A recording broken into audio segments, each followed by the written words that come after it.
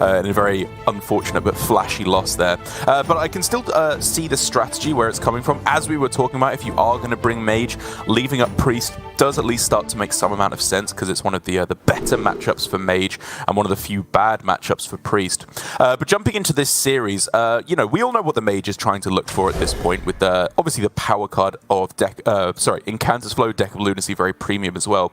But in the early game for Warrior, are we at all interested in conditioning? Should it be a minion heavy start or a card draw heavy start to try and set up for a stronger mid game? Certainly feels like the early curve is quite strong for the Warriors game plan, Parade Leader into Bumper Car, that type of thing, or even a Playmaker early on, especially Rakara, if you're able to stick one minion and then have the Rakara. That's really tough for Mage to deal with if they don't have exactly Devolving Missiles. They're not looking to have to use both their Brain Freezes that early or Combustion, and so I don't mind tossing the two Warmaul challengers. The conditioning without being on the coin, I'm a little bit surprised to see kept from posesi, but certainly has its reasoning as well, especially if you can hit a little bit more card draw. Well, he gets himself a decent kind of backup hand, I suppose you could say, or just decent threats to tempo out, like Gnarg, ETC, I wouldn't even be surprised to see either, as the kind of superior 2-mana 1/4 in this hand. But the question now for Tom all of a sudden becomes a lot more complicated, because this was looking like a very simple hand, but now becomes a little bit trickier to play. Indeed. He can go for Incanter's Flow into coin Deck of Lunacy, and I don't think that order particularly hurts the Warrior matchup. Liberum of Hope is very good to have against Rush Warrior. They don't actually have that many ways of getting through huge taunts unless they have that trifecta combo cards of Parade Leader, Playmaker, and the Bumper Card tokens. And then just because it takes too long, in my opinion, to coin Lunacy and then go Incanter's Flow, it means that Tom would potentially have a dead turn 2, and this deck can definitely race you if you are a little bit too greedy. But maybe seeing this just hero power from posesi, Tom might change his mind. Yeah, he's just going to go with the Incanter's Flow into coin Deck of Lunacy. And again, this is really the big nerf to Lunacy, right? It's not even so much that you have to spend 4 mana on it. It's just that it's so awkward to go Lunacy and then Incanter's Flow, which is kind of most of the time the strictly better order. But I do like that Tom is accepting he doesn't have all the time in the world. You've got to get moving and actually apply some pressure with these cards that you're getting off of Deck of Lunacy. Assuming he's even going to play it. I mean, we don't know that for sure. We just think it's quite likely. I think it's very likely. 2 pieces of card draw in hand, and with the Primordial Studies able to buff the Cram Session, posesi is in for a ride. He actually took the Overlord Runthak off his Athletic Studies. I was eyeing the Anchorman, to be honest, because it looked kind of tempting to get more card draw with the conditioning, but again, posesi has no guarantee that Tom's going to play minions in the near future, and the Runthak just has more health if he wants to tempo it out this turn, which feels quite reasonable, although the 10 Trasher is more pressure as well. Yeah, it could even have fit in the Crab Rider because, you know, it eats up the discount from the Athletic Studies, but it is a Murloc at the very least. Tom getting a big whiff there, misses the, 2 out of 3 for card draw on 6 mana, given that I believe there's only 6 spells, 4 of which draw you cards. So Deck of Chaos is a big whiff there, given that could have been Sprint or even Skull of Gul'dan for a huge, very premium outcome. Decent cards to get, though. Devolving, just really hoping for Tom to hit the, Overlord Runthak. Misses on the Bumper Car, which is a big deal because posesi, I think, was not overly looking for a card draw because he thought that he might get the tokens in hand at some point. Right. And maybe another reason for not playing 2 minions last turn was trying to get more value with conditioning. As it happens, Tom leaves more attack on the middle minion, but maybe puts them all in a range where some AoE off the top is a bit more convenient. Yeah. Pretty funny as well that the Murloc Tiny Fin was strictly worse than the Desk Imp, as I think posesi just realized that is a Murloc already on board, so you can't go Crab Rider into Tent Trasher. So he just played a 3/6 without Wind Fury instead of a 7/7, which is honestly a pretty big blunder. It's huge. Especially since the Tent Trasher can lose its cheapness in the near coming turns, depending on what Tom does. As it happens, he is going to stick a Murloc and a Mech because Tom has gotten Good cards, but not playable this turn yet. The Expendable Performers is great for board cleanup, and then he can stabilize with the Libram of Hope. So this is really Posesi's last window to pile on the pressure, and now with Rokara and Playmaker, that is quite a tantalizing prospect. Yeah, this is looking quite spicy. Honestly, just sending everything face and trying to set up for lethal with ETC and the 1/1s looks, you know, not necessarily likely because they do have the chance of getting Libram of Hope. But if you had to bank your game, bank your chances at this point after they've played Deck of Lunacy and Incantus Flow on Libram of Hope being at the bottom of their deck, I think that's better odds that you're going to have than as the game progresses. I'm just trying to figure out that if Posesi had played Tent Trasher last turn instead of Crab Rider, would he just have lethal right now? Because the ETC could come down this turn and the Tent Trasher. True. Oh man, potentially a huge blunder, but he can still go for a Rokara Playmaker or gonna deviate and just go Tent Trasher instead of Rokara, which is more attack presented because Rokara doesn't actually push more damage this turn. She just makes your board more durable, so I think that's perfectly fine. And still here for Tom. He does have the, I guess you could call it the trump card of Libram of Hope, but it just gets absolutely chewed through. You're still drastically losing board at that point. Yeah, it's really not looking great. Expendable Performers allows him to remove the 2 right-hand minions, all the trades going into the 7 health minions, and that leaves only 4 attack on board. And then he can develop, I suppose, Mirror Entity. If you're looking to stabilize, generally the better way to do it is remove and then heal. Right. I don't think he's in danger of dying to 8 from hand this early on because Alex is not available yet for Posesi. So I think Tom is going for the clear. And I like this. Yep, I like it too. He doesn't even leave any minions on board, assuming he goes for the double full trade line. And so ETC isn't even an especially large concern, given that there's only 1 rush minion on the board. So I think like 6 damage, maybe a bit more with the weapon. I can't find any way that he would die. Looks like he is leaving the minion on board though, okay. Because he is able to fit in the ping with the spare mana. I guess playing around ETC is not especially worth at this point. Just wants to get a little bit more damage onto the minions if he top decks a different shape of AoE the next turn. These old bones just keep moving. These old bones just keep moving. Interestingly enough, still no way to actually sacrifice off the bumper car, but that's fine. He can still go for it in the next couple of turns. Yeah, I think Posesi's just meant to hero power and send these face. He wants to hold on to the Playmaker and ETC combo with the tokens of the bumper car because that pushes 8 damage. So he can put Tom to 8 right now. And if Tom kills the bumper car and leaves enough health on board, then Posesi can get the lethal. And if Tom doesn't kill the bumper car, it's just pushing another 2 damage, potentially 4 with ETC next turn. Close though. It's really close, yeah. With the 2 bumper cars, yeah, I mean, if you attack face, you set up lethal, assuming like you get the 8 damage from Playmaker and essentially getting 4 rushes there. But it looks like he's considering tempo ETC now. That's also a play if he's worried about specifically Libram of Hope, which Tom could have drawn by now, which means you're front-loading the damage, you can still get the tokens, because then the bumper car can go into Libram of Hope, but Posesi is choosing to hold back a bit, which plays better around AoE from Tom, but it so happens that the Libram is here. And look at this, perfect card to pick up as well. School Spirits allows you to clear the board. Libram of Hope to heal back up. Even those Soul Fragments in your deck, you're definitely not going to turn your nose up at. Okay, so we're looking at 8 burst from Posesi right now. Tom alive at 8 if that's the case, and just sticking this 8/8. I don't know if Posesi can expect to win board from this point on, but he should front load at least some of the damage to remove the Divine Shield, right? You aren't even ready for this. I think so. Here for a good time.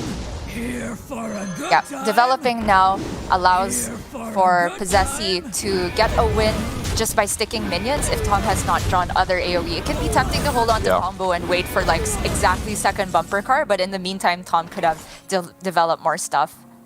Yeah, it also just gives him the out of Alex off the top, which is honestly looking like his best chance to get there now after what will be obviously a cleared board, a Pexus Blast, a coordinated strike, I guess, or whatever. So many ways to go about it now, especially with the Pearl Tusk as well.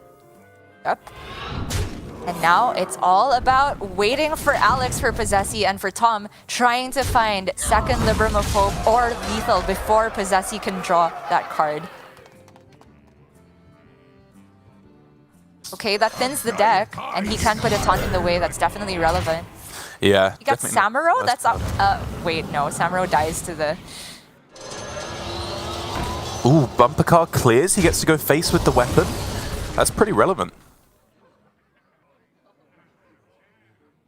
Yeah, I don't see much reason for holding on to the Riders at this point now that he's used ETC.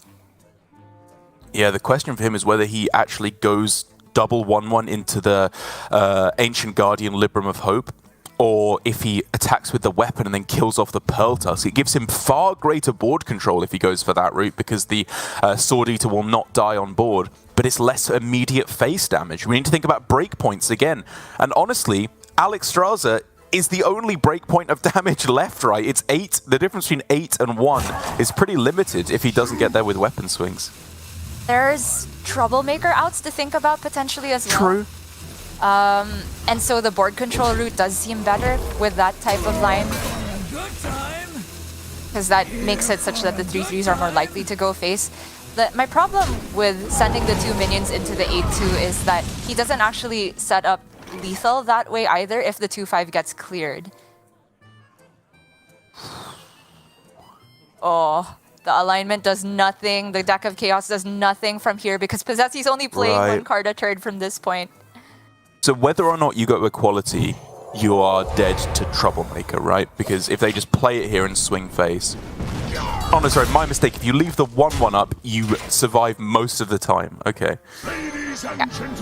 Oh, that's not Troublemaker, but that's huge. Another weapon guaranteed from this Sword Eater, and he gets the Alex and not second 10 Trasher. So that is just game unless Tom finds healing next turn. Yeah, card draw, Libram of Hope. Glide, oh you don't... God. Oh my god, it gets rid of the Alex Straza as well? Yeah, it says... Into Libram! Oh my god! Oh. And a Fragment, and Ring Toss, and Arbor Up! Is Tom just winning now? I think he's just winning. Posesi had the game. He had it. He had it on lock. Tom sits up, knows he's back in this. Not just back in this. He's potentially pushing Lethal next turn. He's just straight up winning by a country mile. Does he take... I guess Rigfair is too ambitious at this point. Does he just want to disrupt? He does have a giant taunt in the way, so maybe it is Rigfair. Wow, taking Netherwind. I didn't expect that. I kind of thought it might be Mirror Entity just in case they play Troublemaker or Alex, something of the sort. Right. Aren't even ready for this. That's so too. Okay. Well, Crab Rider can come down prior to the 10th Trasher. Yeah. And then he would still have mana to hero power if that's relevant. It might be relevant. Stage dive into... There's no bumper cars left, and that would be one too much mana anyway. Yeah, there's Samuro. I believe that's the... Oh, Samuro and Runtak are the only rush minions left for Posesi. But the Samuro is super awkward because if he doesn't get down the 10th Trasher, he can't actually frenzy the Samuro because the time has too much attack on it. So Posesi has to wait on the stage dive a bit. Just gonna see if he's gonna hero power here instead. He is not dead on board if he doesn't hero power because he has this taunt and he can trade into 4-3. Yeah, he can get a couple of very good trades. But the thing is, like, if he stage dives, he's not going to have the mana to play that card anyway, and he will have the mana to play either Samuro or Runtak off stage dive, even if he plays the stage dive next turn. So I think it's hero power. Yeah, also wisely holding off stage dive because of Counterspell and the Netherwind. always going to be afraid of that as another Libram of Hope is found off the top. These draws were a bit rough to Tom in the mid game, but in this late game, they could not have been stacked better. Glide is just strictly better than Skull of Gul'Dandar. Anything different. Yeah, but posesi has to proc the secret now. He's just deciding which of these spells is more valuable to him. He says Athletic Studies is more valuable because he started with that to potentially proc the counter spell. Kind of makes sense because the 8/8 is too big for just Samuro to deal. Dark Moon Rabbit is not playable this turn, but next turn maybe? Yeah, just going with Anchorman for more card draw. I mean, it's good right now as well, isn't it? Just as a 4-1 rush. In addition to the potential card draw, Samuro able to sweep up a lot of what's going on here as well. This is a clear. He won't get Frenzy value off his 4/5s because the 3/7 Samuro has to go into the 2/4, and I'd imagine the 2/4/5s go in the 8/8, or he could actually trade away the Playmaker with the 4/1 instead, and then the 4/5 gets him a draw off the Water Elemental. And yeah, I guess that makes sense. Does freeze another minion. You may just leave the Stone Maul not drawing a card for a turn and bump in the Samuro into the 3/1 instead. A lot of different ways you can go about this. Okay. Yeah. Okay, this way pushes the most immediate damage because he wouldn't have actually gotten any to face if he had taken the card draw. Just hoping Tom whiffs from this point, but that is not a whiff. Oh, yo. This man refuses to leave Grandmasters. He is clawing with his feet, his fingernails, his teeth, everything he's got to just stay in Grandmasters. Oh my goodness, this is unbelievable. Look at his face. He's like, just another day. For Tom60229. And it's still not even over. It's not. posesi still has the Alex in his deck. I don't know if it's going to be used for healing or what at this point. Celestial alignment kind of bad at this point because posesi's literally only able to play one card per turn, no spells left. Oh, you take those. That's bad though. Forgot about the fragments. That is a clear, that doesn't really matter. These are just whiffs. He's running out of value. Cards left in deck. Is it another soul fragment he's got left? Oh well, yeah. Deck I tracker honestly doesn't couldn't know, of tell course, you. but Bones just keep moving. Warmal the Warmal? Set of cards. Okay, posesi holding it for, I have no idea, honestly. Oh no! I think he's just fatigued. What could this last card even be? Again, I have no idea what that final card could be. Either. It's obviously not 7 cost because we've seen 3 Librams of Hope, right? Right, exactly. And when you play Incanter's Flow before Deck of Lunacy, the value in your deck drops drastically. And unless this is a miracle card for Tom, he is simply out of the game. That's just correct. The Hysteria allows him maybe to clear, but no, it doesn't. And it also buffs the Warmal Challenger. Piercing Shot. So if he goes Hysteria on the Runthak, it goes down to 3 health. He can ping it and then deal 5 damage. It's just not getting there. It's not enough. The ping is just outpaced by the armor every single turn, and posesi himself is so far from fatigue. Posesi doesn't know this, right? From his perspective, Tom could have some cards that he's maybe saving, but Tom knows that it just never gets there. That game was so back and forth. I thought Tom had won after the glide came down. I thought I was counting posesi out of that one already, and I will say, despite the blunder from posesi with miscounting his mana with Crab Rider being 2 Murlocs on board and the Tent Trasher as well, he could have won the game a lot earlier, I think. But if we put that aside, I think for the rest of the game, he was just playing lights out Hearthstone. I love the way he knew exactly what to look for in terms of clearing the board, trying to fatigue his opponent, keeping all these board clears with the Playmaker sticking turn after turn. So crucial and so well played. And also knowing when it was time to give up on the ETC OTK, and it was more effective to actually just get those bodies on board because they were buffed by Runthak, or was it conditioning by that point.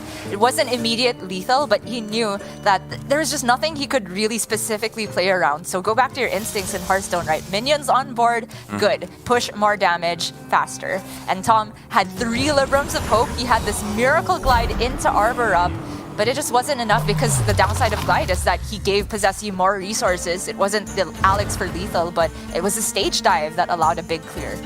I mean, just looking at that board that Tom made after the glide turn, I was still thinking, is posesi going to lose here? Even though I know the outcome, it was just that bad of a spot for him. But still, Tom, unfortunate for him to take the loss there. I think it was well played on both sides for the most part. Obviously, we can go back to Tom's initial play, which was the choice to go Incanter's Flow into deck of Lunacy. I think I would have done the same thing, even if it is a line that leads to, on average, lower value and the higher potential to be fatigued out. But even factoring all of that in, I think he realized that he was under too much pressure on average and had to just let it rip. Yeah, I agree. I mean, that first draw being Deck of Chaos was actually such a big deal because if that had been a card draw and Tom got to the Librams of Hope earlier, posesi wouldn't have had the time to search for the big clears with the Playmaker and the Stonemail Anchorman.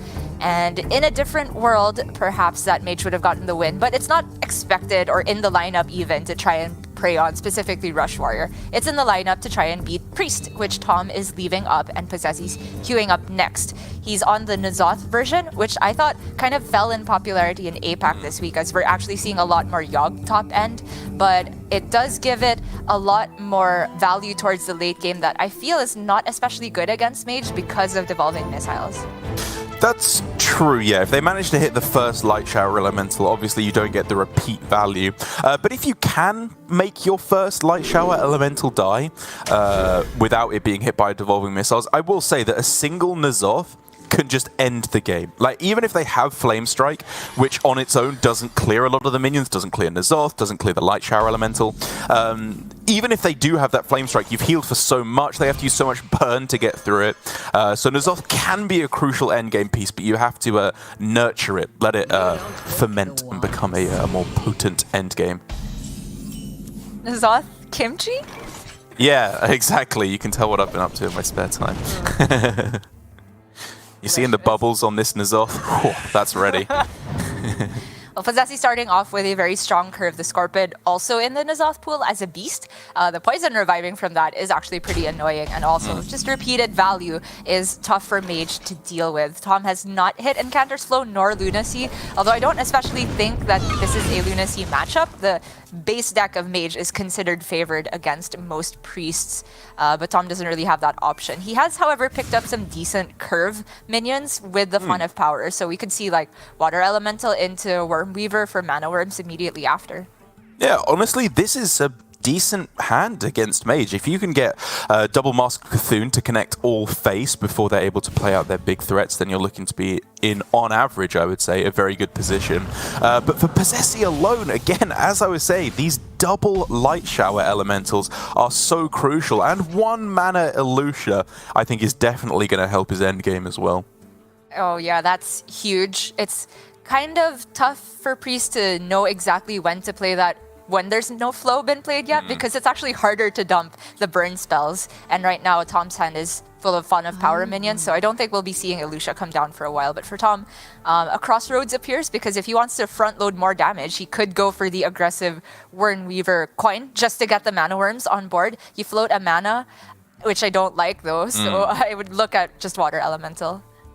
Yeah, I really don't like the coin on this turn. I think it's still kind of debatable as to which 4-drop you go for, because the benefit of playing Water Elemental over Wormweaver, I would argue, is not especially big. Freeze can be nice, I guess, in the matchup, but just the fact that you could maybe next turn get the Mana Worms down for 0 mana, wow, and then worry about trying to deal damage. But Tom is just going with the coin here. This massively limits his potential in the next couple of turns, especially when you factor in that he's got all 3 7-cost spells in his hand.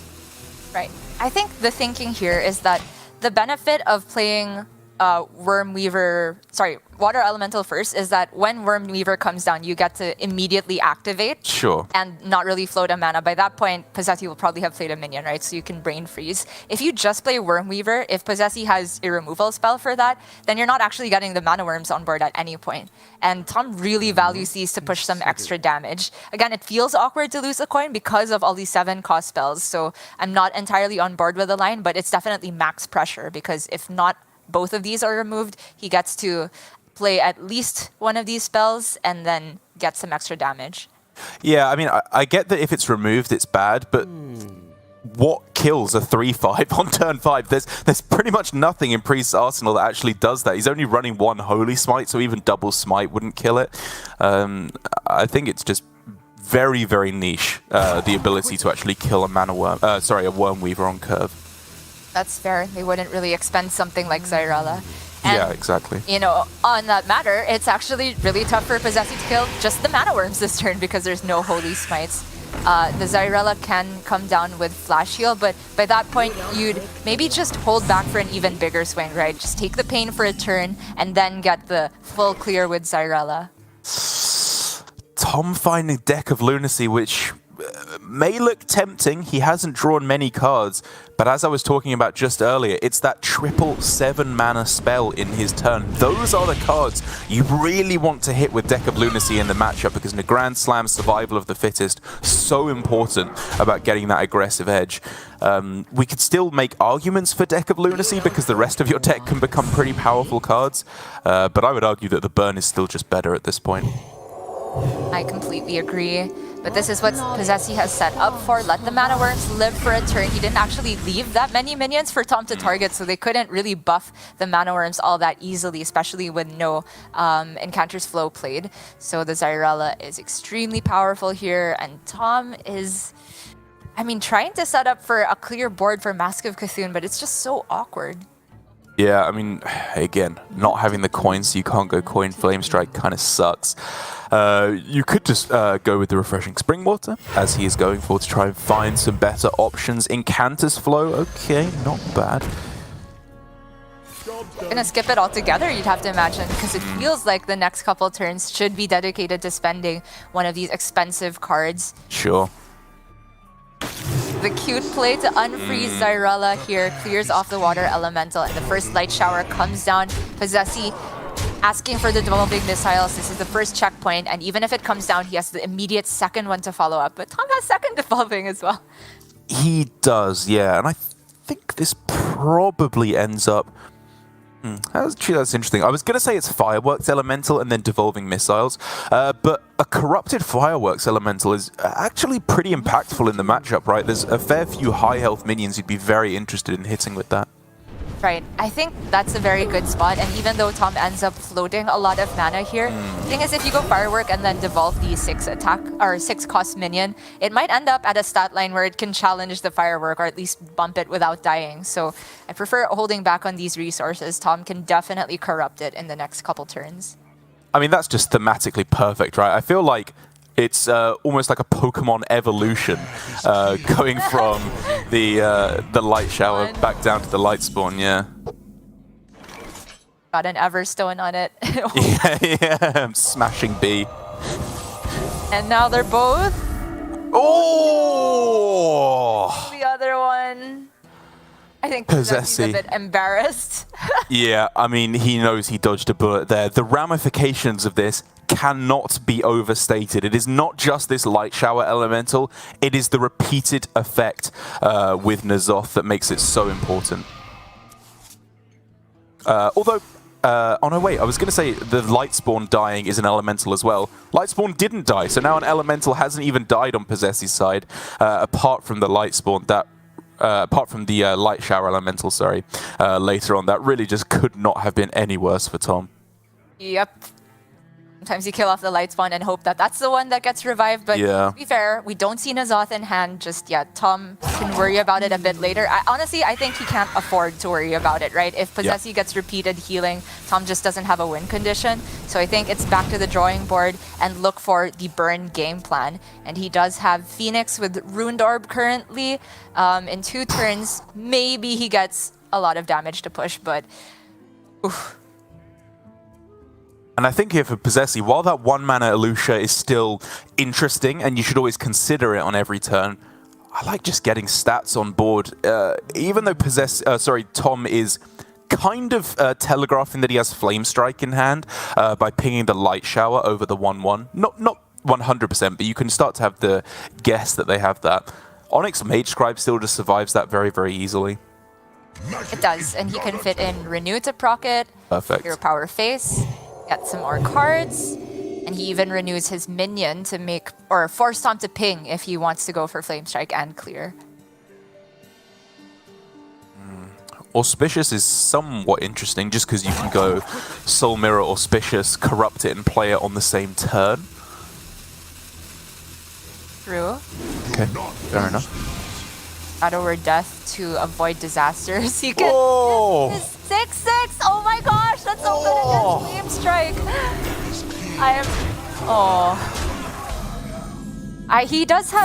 He does have Shooting Star Flame Strike, but then it's 1 mana short of clearing the 6/6. Maybe you just skip altogether this turn. Go digging. I mean, sure, yeah, you can start with the Fring Water because it's back down to 4. It's just free on this turn, but if you're not clearing, you're taking a lot of damage. You're kind of afraid of dying. Yeah. Looks like he is going to go for the Shooting Star plus Flame Strike. Means he can't go for the Flow this turn, which is kind of relevant because there's still a lot of good burn pieces in Tom's deck. That's true. Double Fireball, double Apexis Blast. No, that's very, very true. I think next turn we're very possibly looking at the Incander's Flow Cram session and then just trying to go for, like you said, double Fireball, double Apexis, not all on the same turn, but you can get quite a lot of it in, actually. If we're talking Elucia turns, pre-Phoenix Wake Up feels like a great time to dump some burn, possibly even the Cram sessions for 1 draw, although that feels counterintuitive because you're still giving Tom the 1 draw, but it could be 3 draw later on. It's all a bit difficult to parse, and also Posesi has to consider what is he giving Tom. He would give Tom Sethic Apotheosis, very valuable tools. So it's going to be the Sethic train instead.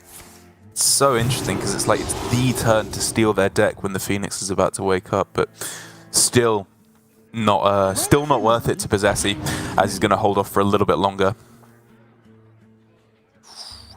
Okay, these are all things you don't want to put in Tom's hand, especially not the Cram session because Phoenix is waking up. So it might be a Ring Toss. That feels like the clunkiest for Tom to play, and Posesi can just use the rest of his mana to put a secret and play right now if he wants.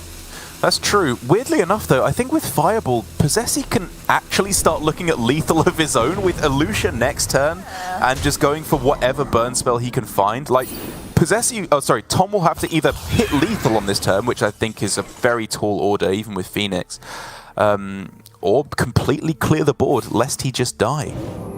He does have the Firework Elemental to get rid of the 4/12, which is pretty cool how that works, but not a lot of mana to work with after that. So second flow, a bit clutch here. Oh, I don't think you can afford to go Firework. This is so much damage wasted while you have the spell damage on board. Yeah, 27 damage that turn if he'd pointed everything face. Okay, looks like he is going for the clear, but that means that Elucia is going to seal the game. I'm 100% certain that Posesi will go for it this time because there's just hardly any cards left in Tom's deck. No, this is 100% what he was setting up for. We're going Fireball face. He knows almost 100% that he will have lethal here, and he will be met with a very, very welcome sight of a few ways to get the job done.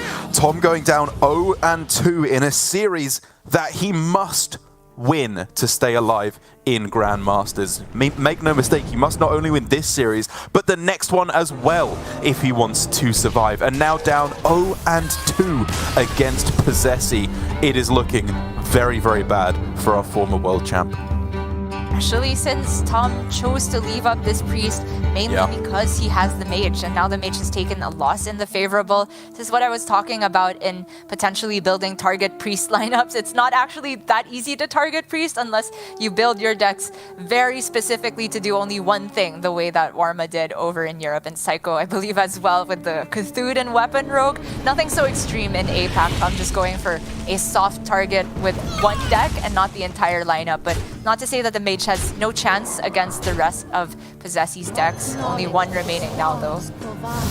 Only one remaining left, indeed, for Posesi.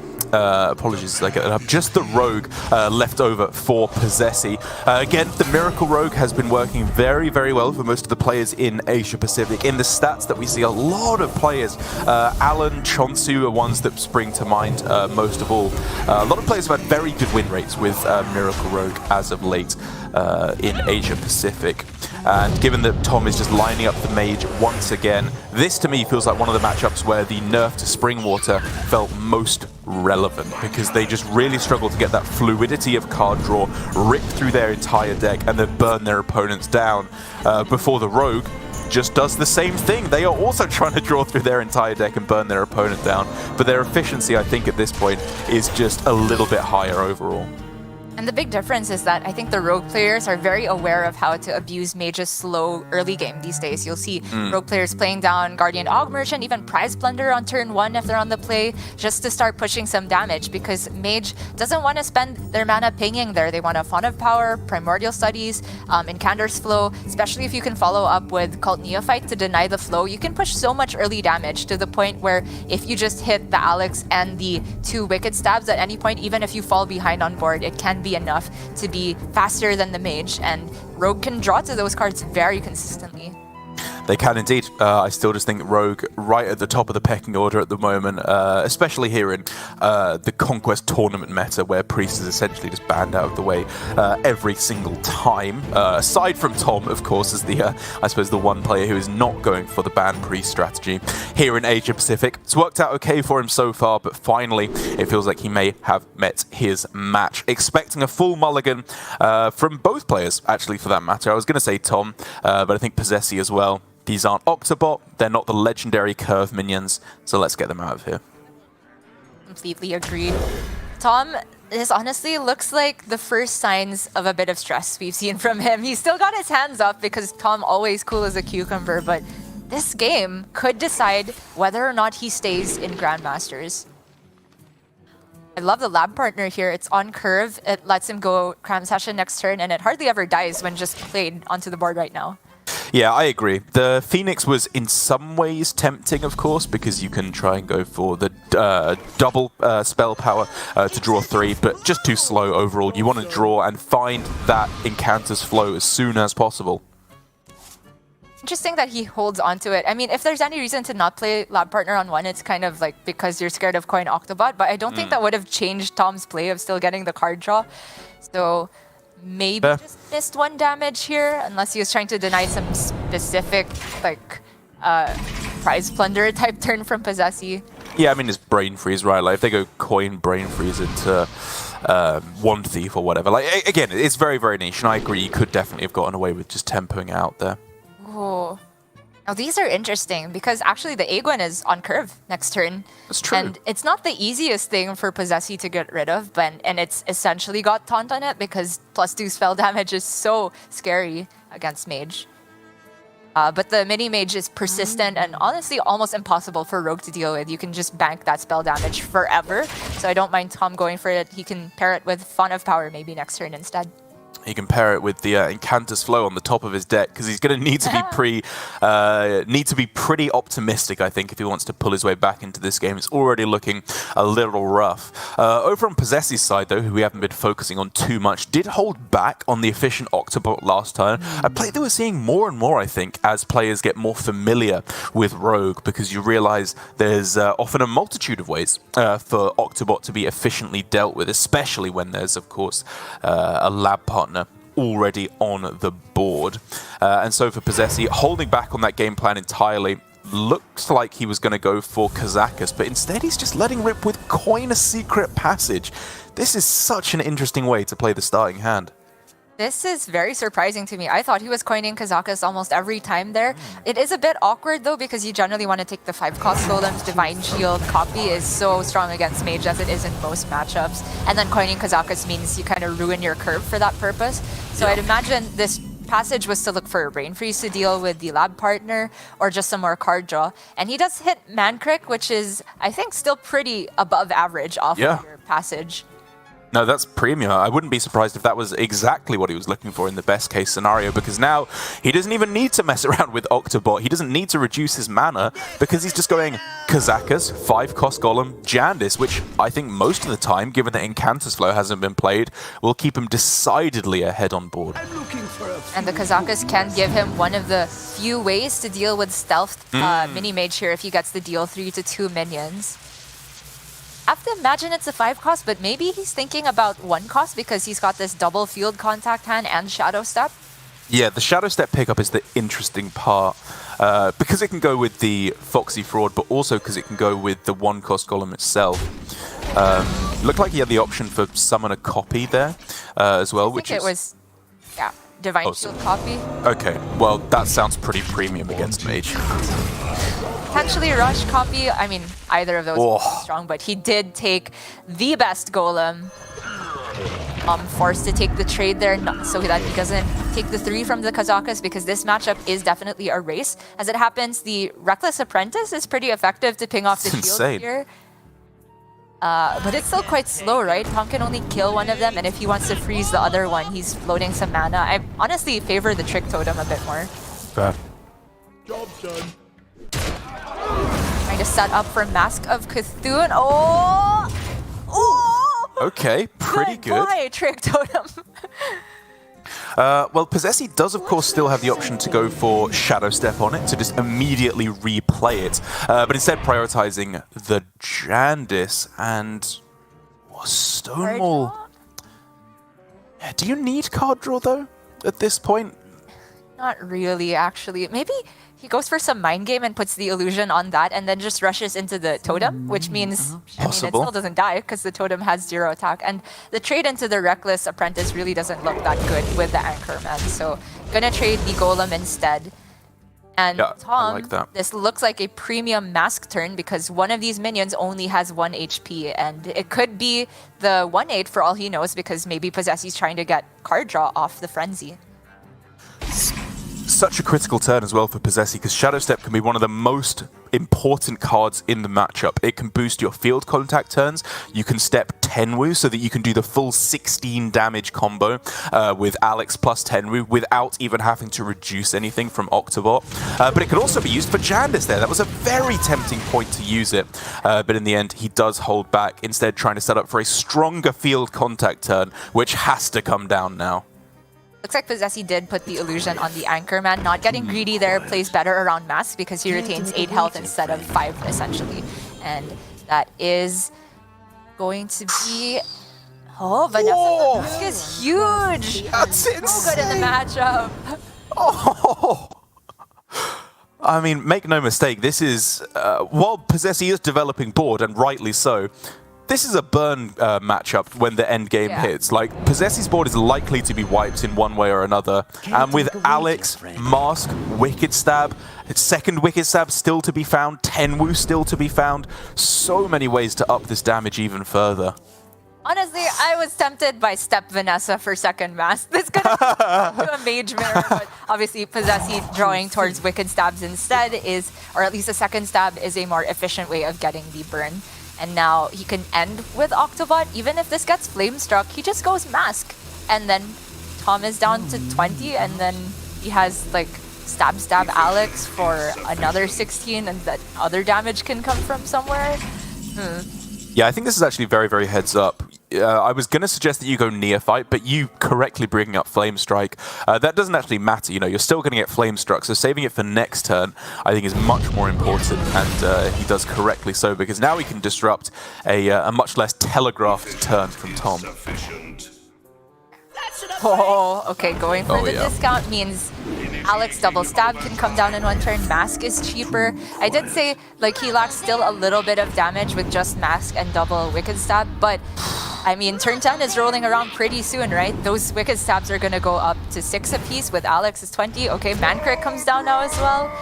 And the Mask is 10 damage, so even discounting the board, Tom's dead in a couple turns. Probably. Yeah, I think posesi, honestly, almost at the point of just going for Wicked Stab, even though it's not rank 3 here. Like, he just has so much damage. All he needs to do is make sure it's all going to the face in time. And Tom, finally, the cracks are starting to show, and understandably so. His run in Grandmasters at the moment looks like it may be coming to an end, because this is still 10 damage left on board, 11 with the dagger as well, and I think that we can see Mask, Wicked Stabs, it's gonna do it. posesi sealing Tom's fate and relegating him from Grandmasters. A rough way to go, and Tom gives us, of course, some signature sarcastic claps and thumbs up at the end. A wave goodbye from posesi as well. This man cannot be moved. posesi, I mean, he just waved goodbye to a former Grandmaster knowing that he ended his Grandmaster's run.